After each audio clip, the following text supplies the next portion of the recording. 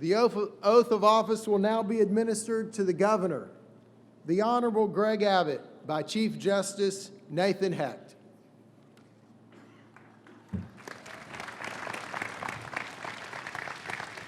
Thank you, sir.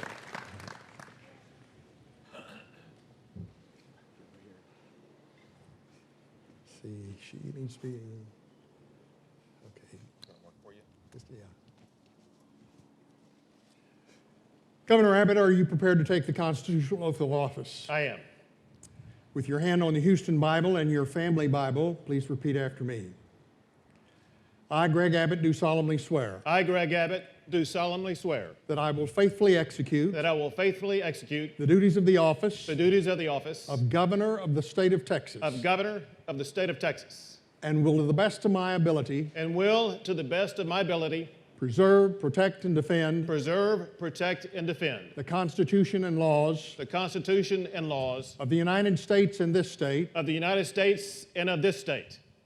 So help me God. So help me God. Congratulations.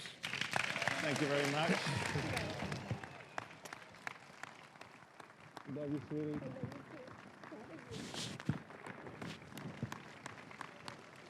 Thank you, sir. Official now, right?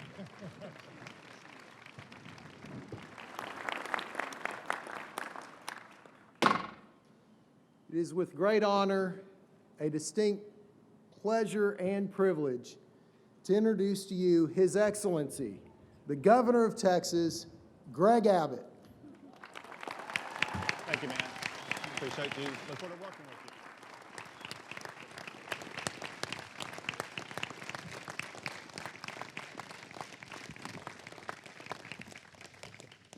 Well, thank you, Dennis. It is an honor to take the oath as governor of the greatest state in the United States of America.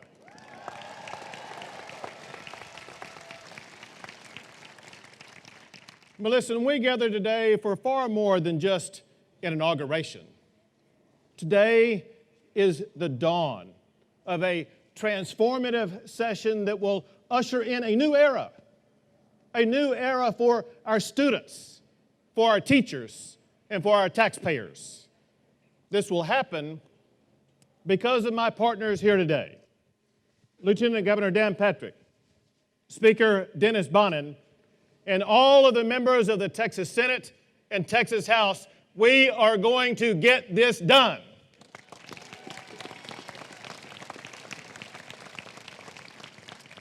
And it is a blessing to embark upon this mission with my lovely wife, Cecilia, by my side.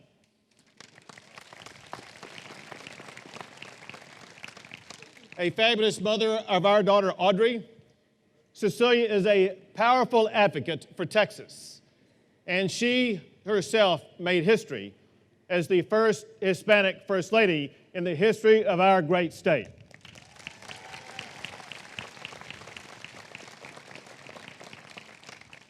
Now, I can't let this moment pass without first thanking our very large and diverse family. Especially, I want to thank my father-in-law, Bill Phelan, for being with us here today.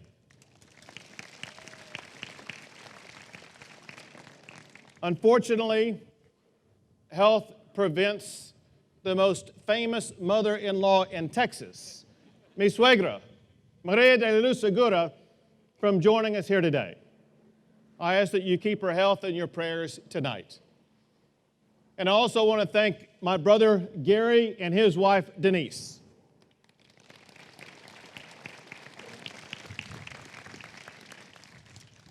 Gary is a retired commander from the United States Navy. He served our nation for 20 years.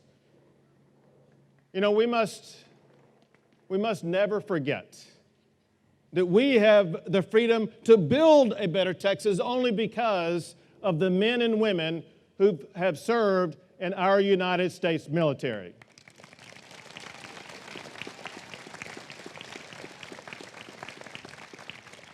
If there is anyone among us who has ever worn the uniform of the United States military, would you please stand or wave your hand so we can thank you for your service to our country?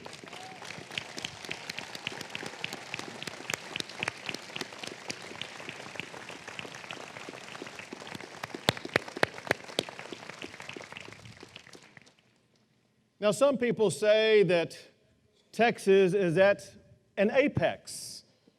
They rightfully point to the fact that more Texans have jobs today than ever before. In fact, Texans created almost 1 million jobs over the past 4 years. And we set record lows in unemployment. And Texas remains the unrivaled national leader in agriculture, in energy, and in exports. And we dominate fields like healthcare, technology, and finance. The fact is, the Texas brand of opportunity attracts more of our fellow Americans to the Lone Star State than any other state in the country.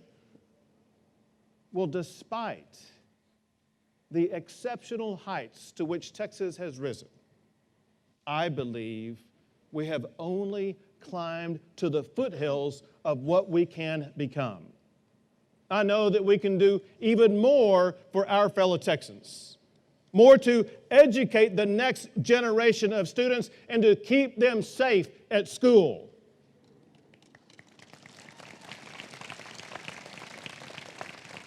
We can do more to advance our universities to meet the changes sweeping the 21st century. More to rein in a property tax system that is a burden on our citizens.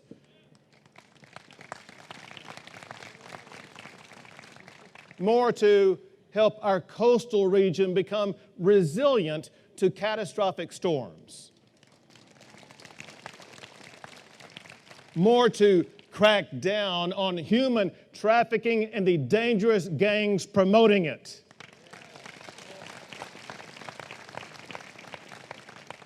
All of this we can do. All of this we must do. Because we live in the greatest state in America, and we have an obligation to make it even better. Now, no doubt, Texas has reached an unrivaled economic summit. But from that lofty perch, it's clear that too many young Texans are having difficulty on their own journey to prosperity. Holding them back is an education system that is not adequate. It is not adequate to put our students on the pathway to the excellence that they deserve. Now, yes, we have more students graduating from high school than ever before. But at the same time, more students are graduating ill-prepared for either college or a career. Our students deserve better. Our teachers deserve better. Our taxpayers deserve better. It is time for Texas to deliver on real education reform in Texas.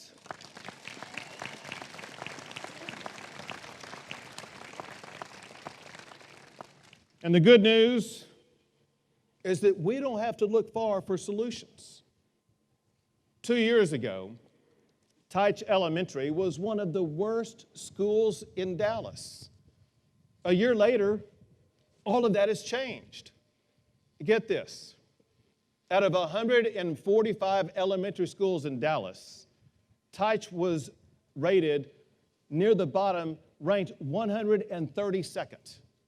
In a year, it rose from being ranked 132nd all the way to being the second best elementary school in Dallas.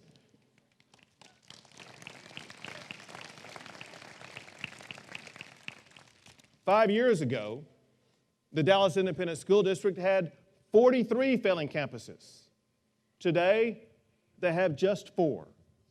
And behavior is better. At Teich Elementary, for example, school suspensions have dropped by almost 90%. So what changed?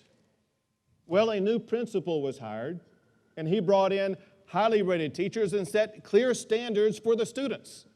He added people and policies that improved student success. Well, know this.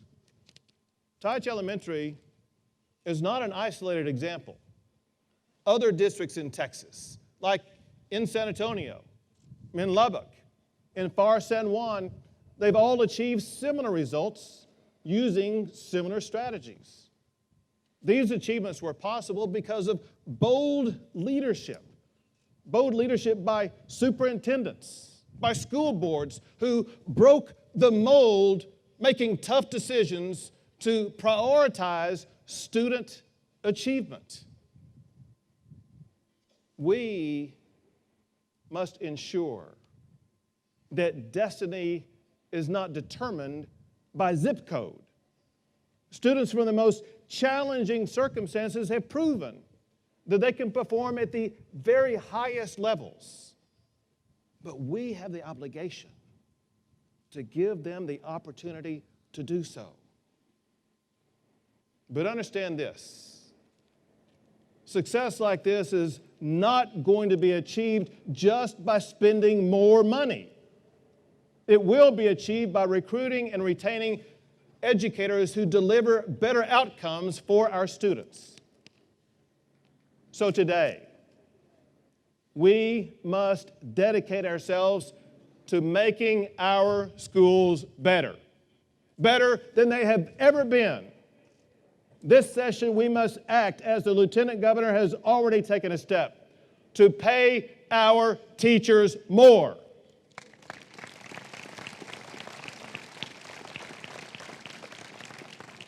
We must reward teachers in school districts that achieve these results. We must prioritize spending in the classroom. We must shore up the teacher retirement system. And yes, the state must invest more in public education.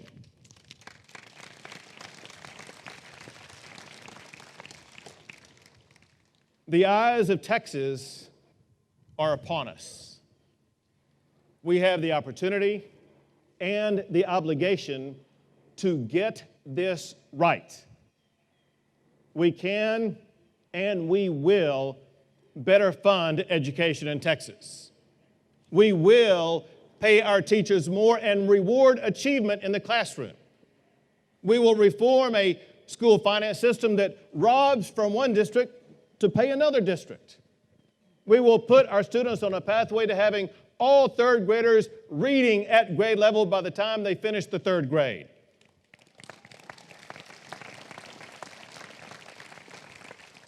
We will prepare our high school students for either college or career, and we are going to do all of this without a court order telling us to do it.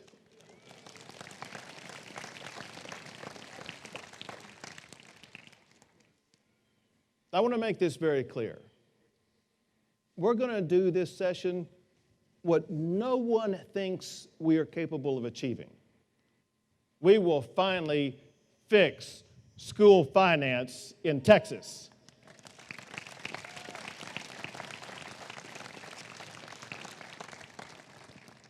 So, while one generation is struggling to climb the ladder of success, others have a ceiling on how high they can go.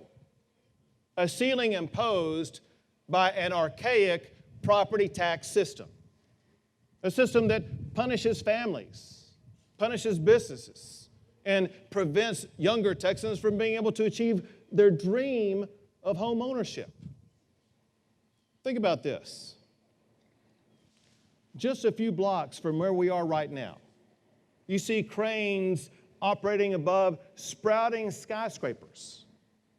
In the shadow of those cranes are businesses that are shuttering, unable to keep up with skyrocketing property taxes.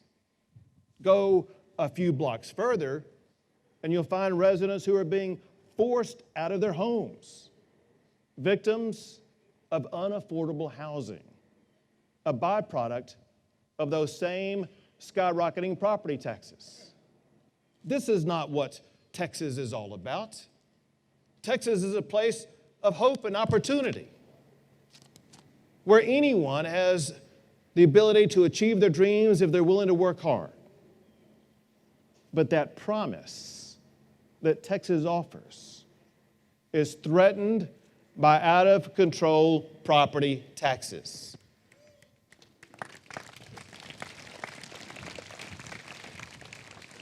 Now listen, as you all know, the property tax system challenges are not unique to Austin. I've talked to people from Laredo to Amarillo. I've talked to people in suburbs as well as in inner cities, and they all demand property tax reform in Texas. As a woman from Waco recently told me, she said, "Governor, something has to be done. Some homeowners in the poorest areas of Waco had their home values doubled by the appraisal district." She asked, "How is that honest or fair?" The answer, it's not. So this session, we must finally rein in skyrocketing property taxes in Texas.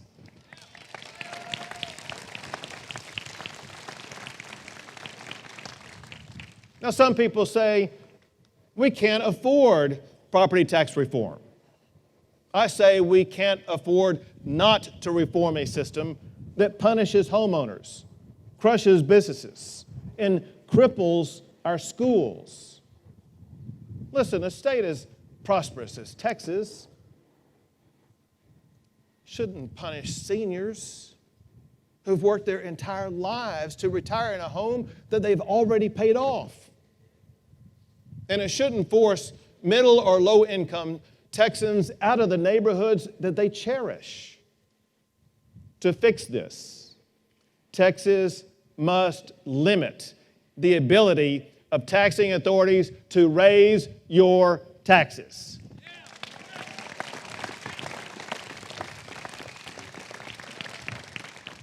At the same time, Texas must end unfunded mandates on cities and counties. And taxpayers should be given the power to fire their tax appraiser.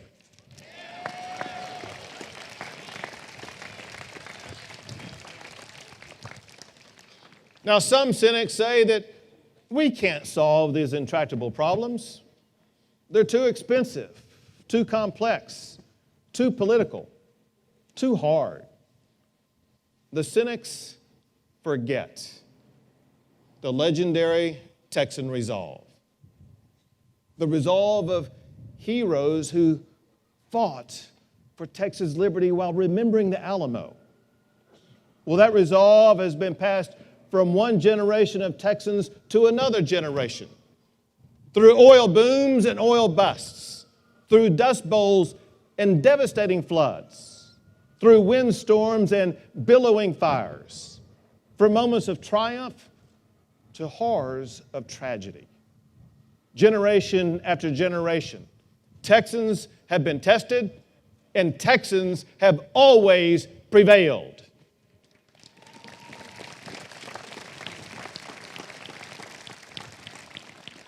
We live in a state where Texans have always tapped into their trademark resilience and ingenuity to rise above our challenges.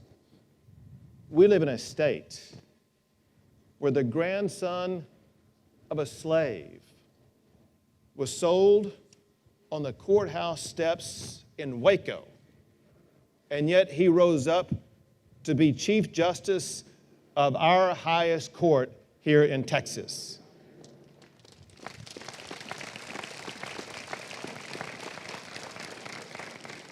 We live in a state where a little girl shuffled from foster home to foster home, but drew strength from by being raised by a grandmother in Houston. She went on to become the first American woman gymnast to win 4 gold medals in a single Olympics.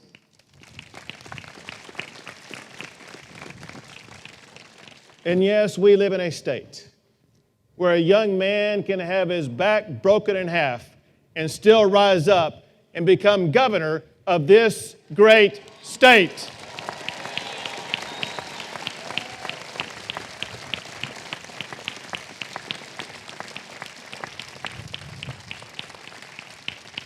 We will muster that same resolve, that same ingenuity to tackle the challenges of our time.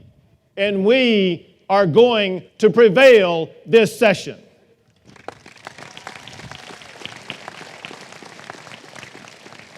Together, we are going to pay our teachers more.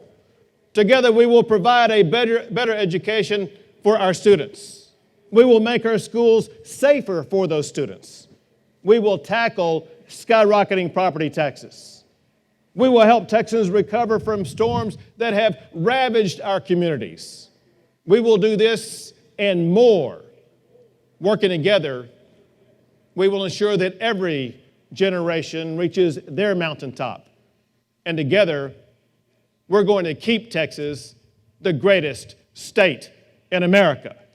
God bless you all, and God bless the great state of Texas.